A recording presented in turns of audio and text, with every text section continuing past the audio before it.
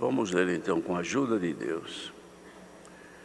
Tinha Josias 8 anos de idade quando começou a reinar, e reinou 31 anos em Jerusalém. E era o nome de sua mãe Gedida, filha de Adaís, de Boscate. E fez o que era reto aos olhos do Senhor, e andou em todo o caminho de Davi seu pai, e não se apartou dele nem para a direita, nem para a esquerda. Sucedeu, pois, que no ano 10º do rei Josias, o rei mandou o escrivão Safã, filho de Azalias, filho de Mesulão, à casa do Senhor, dizendo: sobe a Ilquias, o sumo sacerdote, para que tome o dinheiro que se trouxe da casa do Senhor, o qual os guardas do umbral da porta ajuntaram do povo, e que o deem na mão dos que têm o cargo da obra e estão encarregados da casa do Senhor, para que o deem àqueles que fazem a obra que há na casa do Senhor, para repararem as fendas da casa, aos carpinteiros, aos edificadores e aos pedreiros, e para comprar madeira e pedras lavradas, para repararem a casa. Porém, com ele se não fez conta do dinheiro que se lhes entregara nas suas mãos, porquanto obravam com fidelidade. Então disse o sumo sacerdote Ilquias ao escrivão Safã: achei o livro da lei na casa do Senhor. Ilquias deu o livro a Safã e ele o leu. Então o escrivão Safã veio ao rei e referiu ao rei a resposta e disse: teus servos ajuntaram o dinheiro que se achou na casa e o entregaram na mão dos que têm o cargo da obra, que estão encarregados da casa do Senhor. Também Safã, o escrivão, fez saber ao rei, dizendo: o sacerdote Ilquias me deu um livro, e Safã o leu diante do rei. Sucedeu, pois, que, ouvindo o rei as palavras do livro da lei, rasgou seus vestidos, e o rei mandou Ilquias, o sacerdote, e a Aicão, filho de Safã, e a Acbor, filho de Micaías, e a Safã, o escrivão, e a Asaías, o servo do rei, dizendo: ide e consultai ao Senhor por mim, e pelo povo, e por todo o Judá, acerca das palavras deste livro que se achou, porque grande é o furor do Senhor que se acendeu contra nós, porquanto nossos pais não deram ouvidos às palavras deste livro, para fazerem conforme tudo quanto de nós está escrito. Então foi o sacerdote Ilquias, e Aicã, e Acbor, e Safã, e Asaías, a profetisa Ulda, mulher de Salum, filho de Tikvá, filho de Arás, o guarda das vestiduras, e ela habitava em Jerusalém na segunda parte. Eles falaram, e ela lhes disse: assim diz o Senhor, o Deus de Israel: dizei ao homem que vos enviou a mim, assim diz o Senhor: eis que trarei mal sobre este lugar e sobre os seus moradores, a saber, todas as palavras do livro que leu o rei de Judá, porquanto me deixaram e queimaram incenso a outros deuses para me provocarem a ira por todas as obras das suas mãos. O meu furor se atendeu contra esse lugar e não se apagará. Porém ao rei de Judá, que vos enviou a consultar ao Senhor, assim lhe direis: assim diz o Senhor, o Deus de Israel, acerca das palavras que ouviste. Porquanto o teu coração se enterneceu e te humilhaste perante o Senhor, quando ouviste o que falei contra este lugar e contra os seus moradores, que seriam para assolação e para maldição, e rasgaste os teus vestidos, e choraste perante mim, também eu te ouvi, diz o Senhor.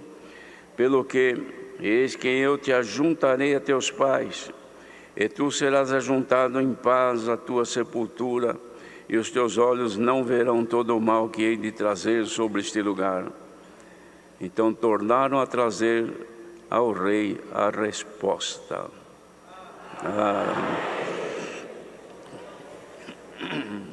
Louvado seja Deus, irmãos. É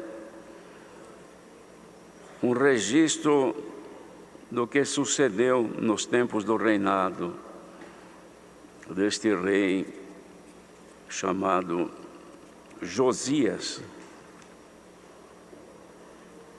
Os irmãos vejam que ele foi chamado para o reinado, coube-lhe o reinado ainda menino, tinha 8 anos de idade, e reinou 31 anos em Jerusalém. Então foram 39 anos apenas que este rei, ele viveu, não consta mais tempo além destes. Mas a tradição dele, irmãos, ele veio de uma família que era a família de reis.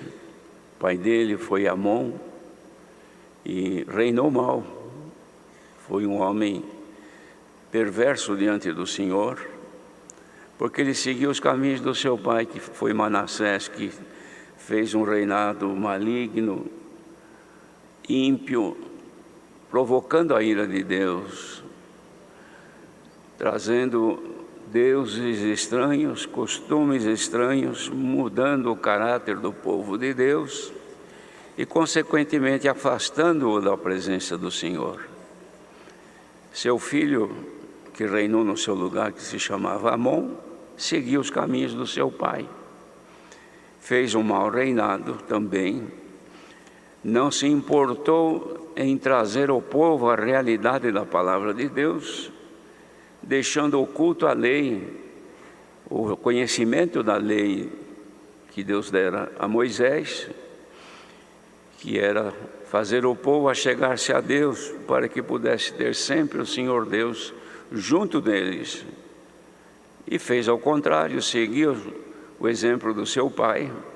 Veio agora então, morrendo, reinou seu filho, este que acabamos de ouvir a sua história, chamado Josias, menino, mas o coração era bom, ainda que criança, mas podemos dizer que aqueles que junto dele, porque ele como um menino de 8 anos, naturalmente só tinha o título de rei, mas ele não tinha a força, tinha o poder, mas não tinha a força para dominar uma nação corrompida.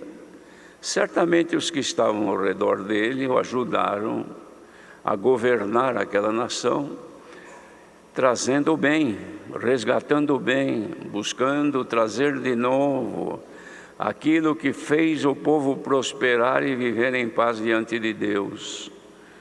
E ele aceitou, passou a sua adolescência procurando andar nos caminhos retos do Senhor, o que fez com que pudesse trazer outra vez a dignidade da bênção de Deus, pelo menos sobre ele.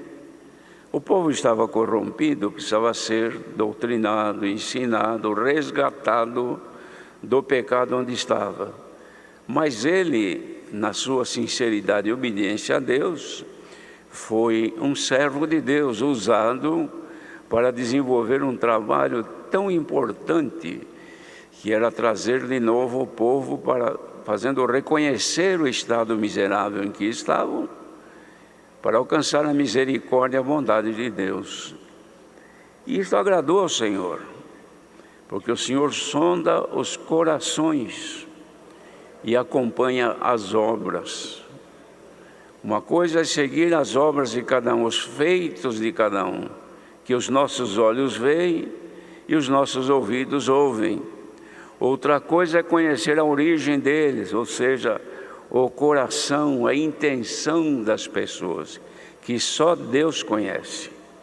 Nós podemos conhecer as pessoas e dizer até ou chegar a concluir a tendência da pessoa, por causa daquilo que a gente sabe, do que falam para nós, do que dizem respeito a uma determinada pessoa, Então podemos tecer comentários e juízos, mas o coração é o Senhor Deus que conhece. E Ele julga segundo o coração e a intenção das pessoas. Por isso, irmãos, que diante de Deus, ninguém pode se justificar. Querer justificar pelo bem que fez, pela obra que executou, e apresentar, olha, Senhor, o que eu fiz para aquela família. Olha, Senhor, o que eu fiz para aquele irmão. Olha o que eu fiz naquela congregação. Olha o trabalho que eu fiz na tua obra. Eu trabalhei de dia, de noite, perdi minha saúde, me desgastei, fazendo tanta coisa, Senhor. Agora eu preciso da tua misericórdia. É claro que Deus é benigno, é bom, mas não é só isso que representa quem nós somos. Porque o Senhor olha os trabalhos, mas olha também como é que esse trabalho aconteceu. Como é que foi os planos da pessoa, qual era a intenção da pessoa. Porque existe muito no ser humano, irmãos, tudo que faz com segundas intenções. A intenção vista no exterior, na conduta da pessoa é uma, mas por detrás é outra. A pessoa quer um favor de alguém importante que pode ajudá-la, e ela não tem como chegar e dizer, ó, seu fulano ou dona ciclana, eu preciso de um favor assim. Não tem como chegar e obter. Então o que faz? Ela usa de artifícios, de astúcias, e começa a beneficiar a pessoa, vai agradando, fazendo bem, se prontificando a ajudar, até que ganha a amizade daquela pessoa e a confiança dela. Depois que ganhou a confiança e a amizade, aí aplica o seu golpe. Olha, eu estou precisando, o senhor é meu amigo, eu preciso disso, daquilo outro. E a pessoa confia porque essa aqui é amiga. Ele concede, lhe dá, porque não conhece o coração. Ele não sabe que às vezes aquela pessoa fazia aquilo para querer depois o mal dela, que um dia pegar uma oportunidade e dar um golpe nela. Isso acontece diariamente no mundo. E no meio da Irmandade também não é diferente, acontece muito. Mas Deus não deixa se levar por isso. Não é porque fica querendo agradar ao Senhor da garganta para